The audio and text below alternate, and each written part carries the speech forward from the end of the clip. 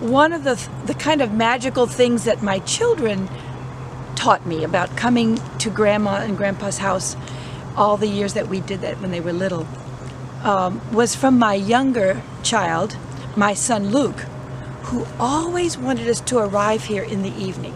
I think he knew there would always be food from his grandmother, and he just liked the way it felt to come in the lights and be, you know, embraced and then probably fed and then put to bed with the story.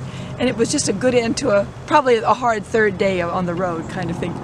Well, my son died 3 years ago, and when I arrived here to start the play, I arrived on a Friday evening, which was the 3rd of March.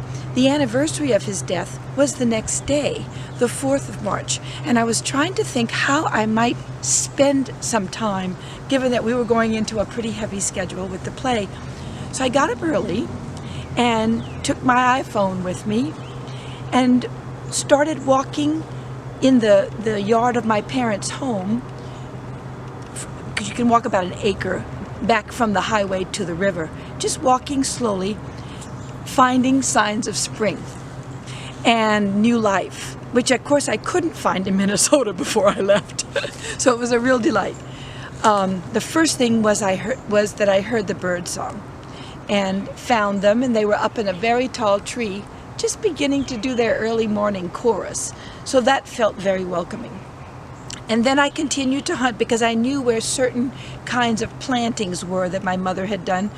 The Formosa azaleas were in beautiful bloom over a month early, and they were beautiful enough that they could wink at me and I could, you know, stand with them for a while. Keeping on walking, I found some remnants of a winter shrub that has red berries, which reminded me of all the times that we collected in that beautiful yard what we needed for a Christmas table or a Thanksgiving table or whatever the celebration might be. And then, wonder of wonders, I found the camellias, and I thought sure they would be gone because they're a winter flower and the spring has come so early this year. But I was able to kind of, with one arm, pull back the green waxy leaves, and with the other arm take a couple of pictures, and so I could show my family some of the beautiful azaleas and azalea buds that were still opening up toward the river. And the last thing was what we just saw here. Crossing the coulee onto the river property was a whole vine of wisteria that was wide open. So it was a lovely walk. It made me think with joy of the times my son was able to spend here, because we didn't have a home that held this kind of wonderful amount of greenery and large acreage.